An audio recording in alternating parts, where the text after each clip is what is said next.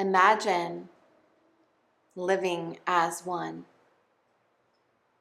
Imagine a world where we treated each other like we were true kin. We are very specifically an ancient family, millions and millions of people with a shared bloodline over time, and not really that long of a timeline, not in the grand scheme of over 13 billion years. But here we stand at a place in our culture, in our world, in our families, in our governments, in our communities, and what's happening in the world around us, where it doesn't feel like family, it doesn't feel like kin, and we've become very protective. We've become very isolated. We've become very guarded for so many good reasons. Some of us have even had to say no to certain family members or people that we've loved before. And our circle gets smaller and smaller as we want to protect ourselves from a lot of the trauma and toxicity and patterns and stories that are running in our lives. Instead of the circle getting wider, the circle's getting smaller for most people that I know. Which is why today we're focusing on beliefs. What you actually hold to be true about the world, about yourself, and about your place in it. The world, yourself, and your place within that world. Today, we came to share information. In form, meaning in matter. And by in matter, I mean a story spoken. I mean sweet peppers and corns shared. I mean gathering together with a lover to potentially make a family. That's all in form, which is information. Let's kind of take that word back from what we think of as information, sort of a left brain linear world. Let's kind of like bring it back into focus today into the matrix, which is the womb. So within the context of a womb, information, a child begins to grow. Within the matrix of the heart, information. So it's a process. And we are in a process in Abracadabra of informing ourselves so that we can bring this information into the matter-based realities of our lives. And by matter-based, I mean money, I mean weather, I mean your house, your dog, your cat, your car, your family, your bills, your insurance, your whatever it is, right? Like all that is occurring in what we think of as in form, in the matter-based world. And yet we know that all of that form is influenced by your beliefs, is influenced by the energy you bring with your thought to influence information. So that which is material-like gets shaped by your consciousness, your beliefs. The more sort of new age law of attraction world sort of does a catchphrase idea of like the life that you have is based on your beliefs, your energies, your thoughts, and not as much on your actual circumstances and DNA and family. Like you kind of made it the way that it is, all right? So that's a very popular view that really creates a lot of problems in a world where we don't have equity. In a world where there's an intentional attack on certain groups of people or certain genders or people who are in a same-sex marriage or people who believe differently than you do or women or especially women of color, and how about your black children? Like in a world where inequity is promoted, it is not natural. Inequity is not natural. Not that there's not a hierarchy, like even in the animal world there's a hierarchy. There are some natural hierarchies, but inequity is an invention, and we've talked about this many times in our community. So you have this powerful place to play, which is, oh my gosh, my beliefs, which is my energy, which is arising from my body, which is my intentional chemistry, is creating the world around me. Cool, right? That means I'm a co-creator. That means I have the power to make. That means I can information my reality. That's the greatest human power we have. Literally, that's it. Besides life force itself, which allows you to think those thoughts in the first place. Life force combined with consciousness, consciousness as energy, life force occurring in the body as matter at the speed of light, and then you create your life. The only way that the life you create is pristine based on exactly matching your thoughts is if we were not in a place where there was intentional scarcity, intentional inequity, and in some cases, greed and evil, whatever you think about that, where there's this chaos that's happening. In Jonathan's new book, Chaos is the New Black, he talks to us about navigating the chaos as intentional. So when you're in a culture that has intentional chaos, which is keeping you confused, which is keeping your nervous system hijacked, which is keeping you on the run, which is keeping you with emails you can't answer, which is giving you texts to get this job or sign up for this thing and you never gave them your phone number, when you're getting emails of things you never signed up for, like all those things happening, then we have an intentional chaos that's being introduced.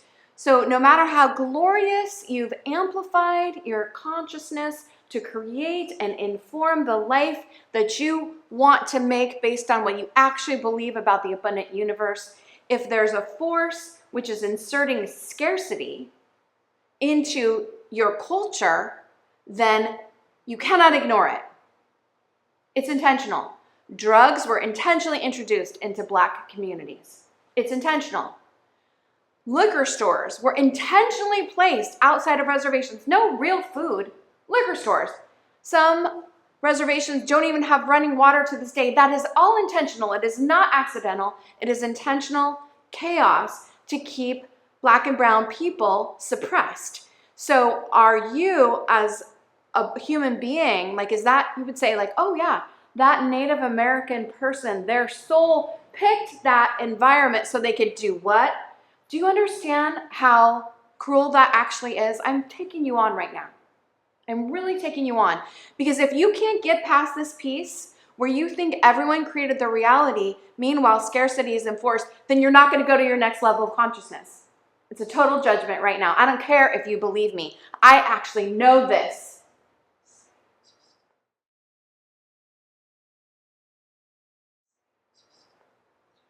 Do you think that children who are abused and sex trafficked, they have a soul contract for that? People promote that idea. I'm taking it on.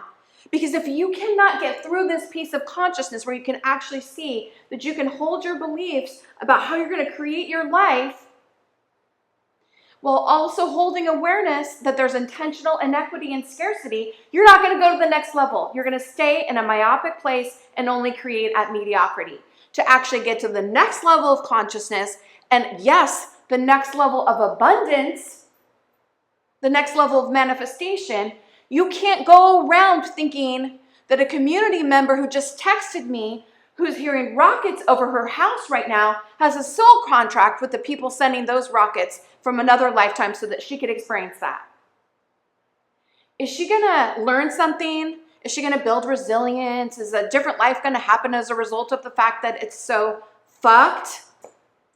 Yes, she's going to learn from it because that's who we are. We're going to learn from these hard things and we're going to make gold out of shit, literally. We're going to do it. We're going to do it over and over. And every person who survived trauma, which is every person on the planet, learns how to do that. That's being human.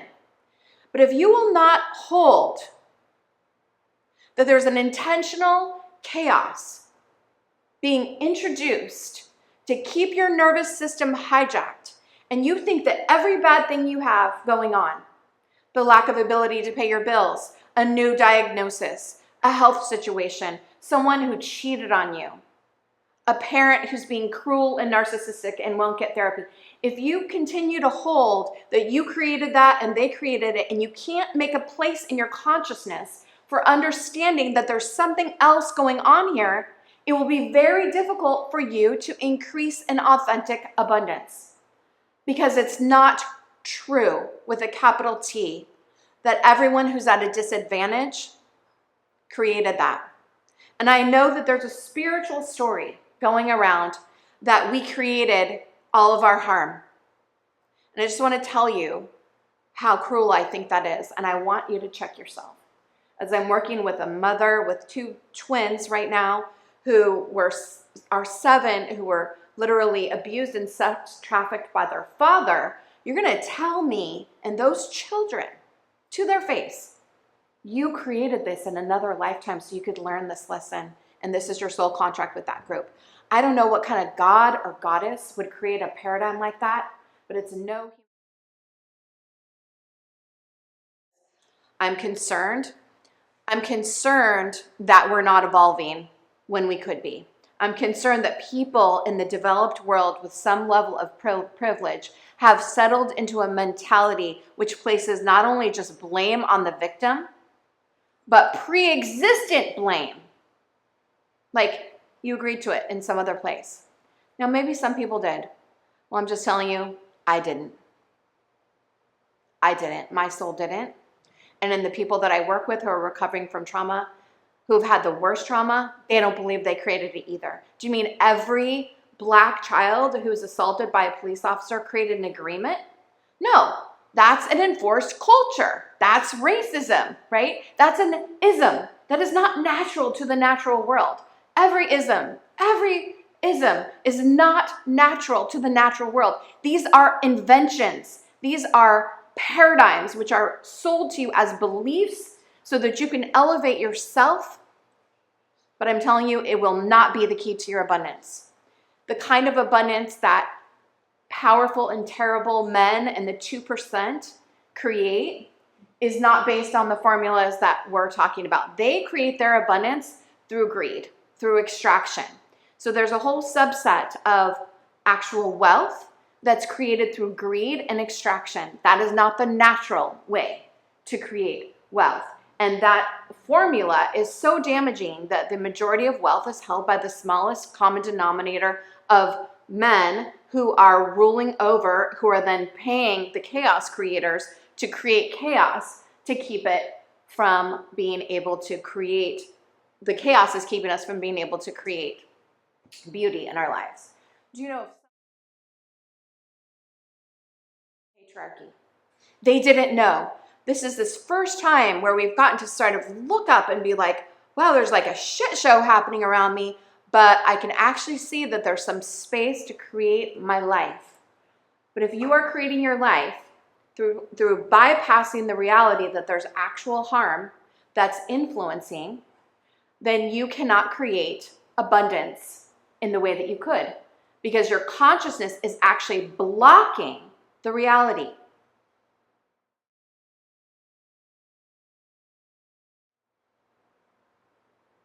When white women entrepreneurs talk about what they manifested, there's a meme that goes around which is like, did you manifest that, or was that your privilege? Not so invisible privilege. Like, we really need to be more mindful about how we're talking about these topics. And I want to make a stand for you that if you can hold the reality of suffering as being enforced and scarcity as being enforced by power over structures, people you don't know, by and large. You don't know them. They're institutional.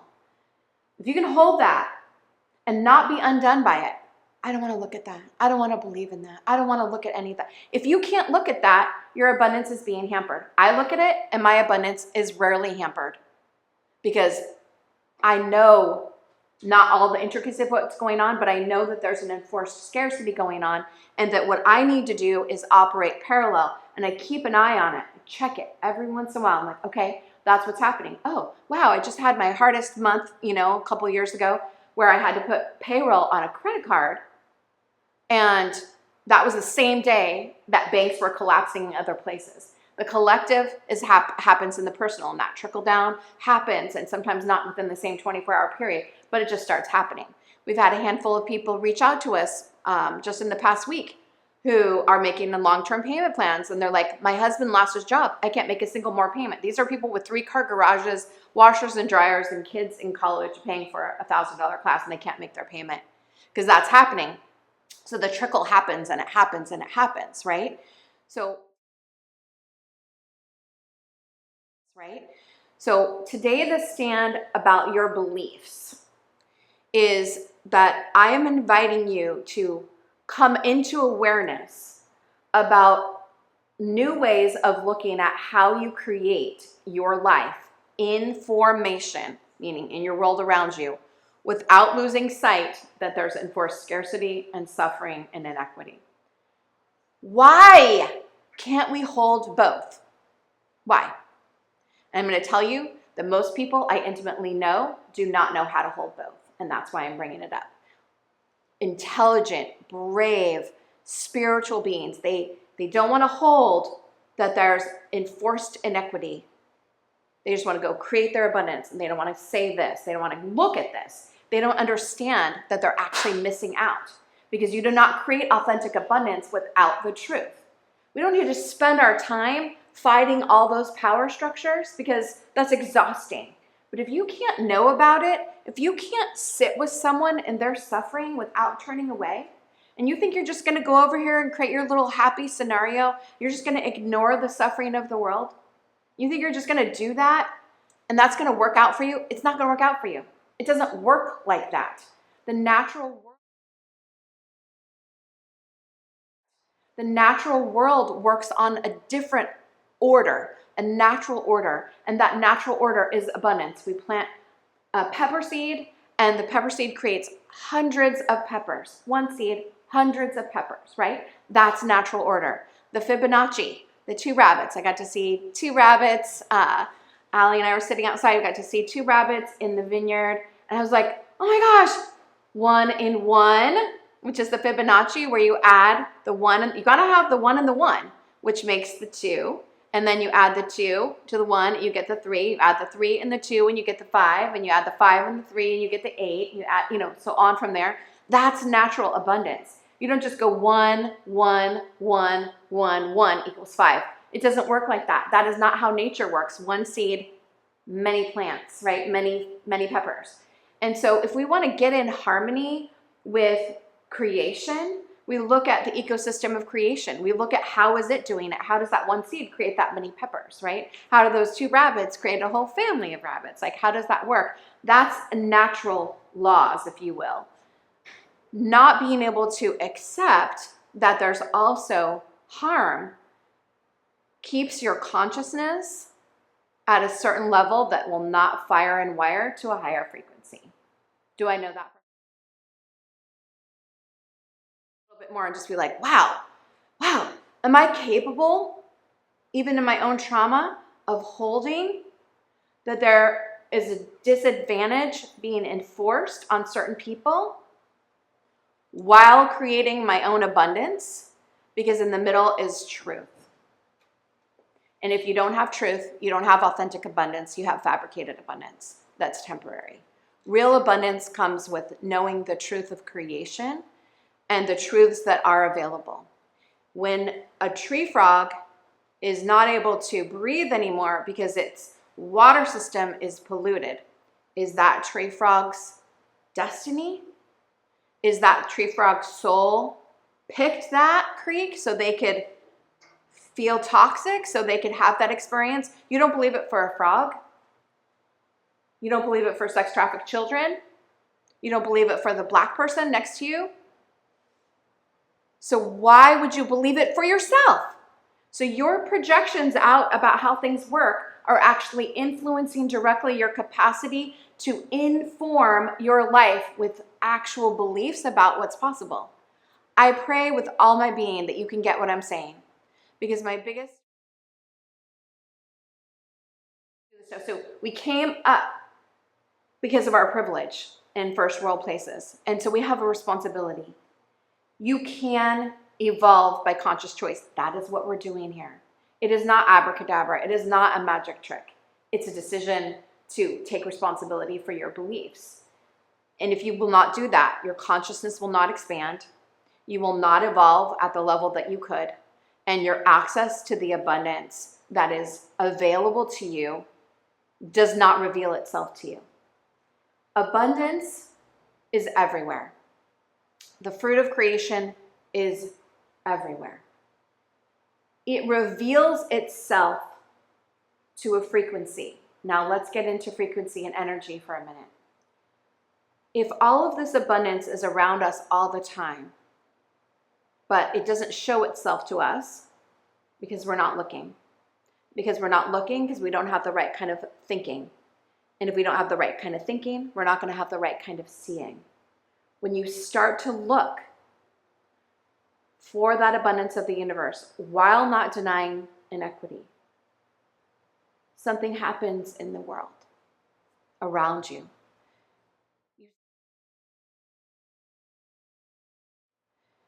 You start to vibrate, literally your place, everything's frequency. I'll just establish that right now. Everything's a vibration. Everything, like if you put sand on a drum head and you play a song, it makes a shape. If you play song into water, it makes a shape. We are a configuration, a sacred geometry configuration. We are receiving the frequency of creation, informing it with our own body and identity, and creating our lives. When your beliefs have not been evolved, you're vibrating at a particular frequency, which doesn't allow you to see, hear, feel, know, and sense. Where is the abundance? Show me. It's not because you're bad. It's because it's just not viewable to you. In one of my books growing up that my mother made me read, it's called Steppenwolf by Hermann Hesse. He's walking along the same path he walks all the time, but one day there's a sign like on the sidewalk. It's always there. The sign is always there. It's just the first time he saw it. And it says, for madmen only. He's like, oh, that's me. So he goes into the party. He finds the rest of the eccentrics. They were there all the time, right? And that's the Steppenwolf archetype. And it's like that idea of something showing itself to you is in alignment with science of the witness universe. We know from science that if you look at something, it can't not change. We know that.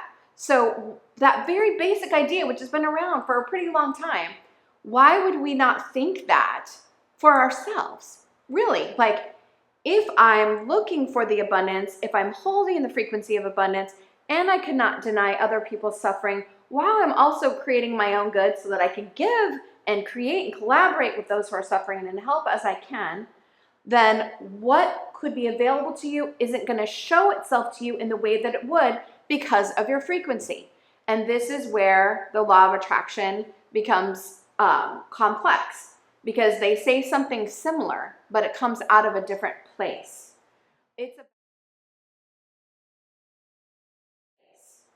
It's about like you vibrate, if you vibrate fear, you're going to create fear. If you vibrate love, you're going to create love. That also is an antiquated view. That's only a potential if you don't have the influence of scarcity and harm, number one. Number two, that is not the appropriate frequency for gathering the actual abundance. And that's why everybody just went crazy over The Secret and all the books, and they made bajillions of dollars and people weren't actually able to do it. I had a friend who was like, we're doing this, Shiloh. I know you think otherwise. Don't tell me other. I'm going to do it. I'm going to do it. I'm going to do it. And then like about a year later, she's like, oh my gosh, if I can't do it, and I'm a privileged white woman with a job and a husband who makes a lot of money, and I have a nice car, and I have enough of everything in the world, and I can't do it, and I have a good heart, and I can't do it. Okay, tell me now what you were thinking about what was missing. And that was years ago, because I'm like, it's not going to work. Sometimes it works, but if you look at the people that it's worked for, I bet you're going to find some privilege there. Oh yes, my most abundant friends who were able to manifest all of this, but you already owned a house and a car. Oh yes, my most abundant friends, you were so poor, but actually your parents had a college education. 2 people in my family have a college education. We're the first generation to do that. If your parents had a college education, you were more privileged than a whole bunch of other people. And further back, probably they didn't. But to this generation, really check yourself about what you think you did. And I want you to celebrate what you've done, but also acknowledge where it comes from. My abundance comes from my intelligent heart. And because my mom and Sue had intelligent hearts, and so did my grandparents. And so I'm third generation intelligent heart. That influences my level of privilege and my capacity to think and believe and therefore create. And so to not acknowledge that privilege is ludicrous. If you do not acknowledge your privilege, you're going to have a hard time creating authentic abundance because you're actually just extracting and extracting and extracting without getting. Like if you come from an ancestry that participated in the slave trade or the railroad and you haven't made any reparations for that and you think you're just going to use that and then just create this whole thing and then notice how you're still fucking miserable. You know how many wealthy people I know, like direct good friends, who are not happy. They're not happy. Something's off. And the off frequency is this acknowledgement of what is going on here. What has happened? What is this history? And who am I going to be now? And what beliefs do I get to hold? You can hold the power that you can manifest whatever you want that's right and good while still not denying other people's suffering. People act like it's going to get on them or something. Oh, don't show me that bad shit over there because I'm like in my vibe. I said to Alice Walker one time, gosh, I don't know how you can watch all these horrible documentaries. She'd be like, watch this one. I said, I don't know how you can do that. She's like, I don't know how you can't do it. How can you not pay attention and want to be conscious and create beauty and art in the world? Inform yourself, right? And so we're going to paint to this. I'm not asking you to believe me and take on my belief. I just shared my beliefs with you.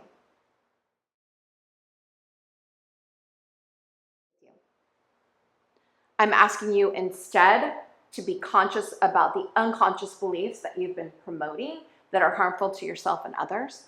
I'm asking you to check your story that your soul created your abuse, your harm, your enslavement, your brokenheartedness, all the narcissistic people in your life, all your mental illness, all your addictions. You created all that so you could work something out. How cruel that can be to yourself. No wonder you have a hard time loving yourself, because if you did all that in some other lifetime and you're just here working it out, I mean, there's got to be something better, right? You've got to have some capacity to influence this lifetime. You've got to have some power here. And you need to have the power to create and form from energy of thought. But a thought that is conscious does not deny that someone else is suffering.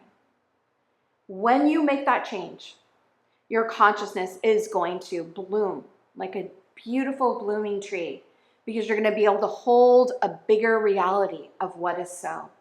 And for you to create abundance from what is so is power. For you to create abundance, not acknowledging that we have team members right now whose children have been hurt. What kind of abundance is that really? And then you just deny what everyone else is going through so you can just go create your little empire? It doesn't work like that. It literally doesn't. And you get to make up your own mind about this. Go ahead, push back. Go ahead, tell the story. Just go ahead. But push through for yourself. Make your own beliefs. Don't take on mine. Take on yours. This is the last. Getting to this point, I'm actually asking you to evolve your heart, brain, body consciousness so that you can make a contribution to yourself and to the planet. Are you up for that? You up for that? Because there is abundance here. And the more you create for yourself, the more you have the amplitude and the frequency to give to others. And people are in a hard time.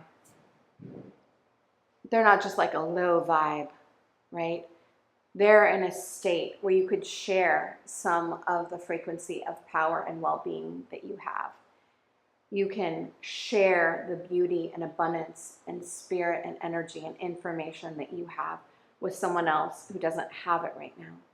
That doesn't actually take away from you as long as you don't overgive. So we're going to just play a song and take a little breath from the intense Shiloh episode, and then you're going to come back and you're going to explore your beliefs. And I know we've done something like this before, but we're going to do it a little bit more, and then we're going to be complete with this kind of frequency for our time together today. Thank you for hearing me. I believe that you did. I can feel that you did. I'm sure I ruffled some feathers. I don't care. I care about you, but I'm okay to ruffle your feathers. because I want us to evolve as a community, and we're not where I want us to be. So I'm motivated. I'm motivated for you to consciously evolve, because I need you. I need you in this movement. I need you to be as conscious as possible. And I need you to be able to shape your own beliefs consciously, not as a default setting to the power over paradigm of chaos. So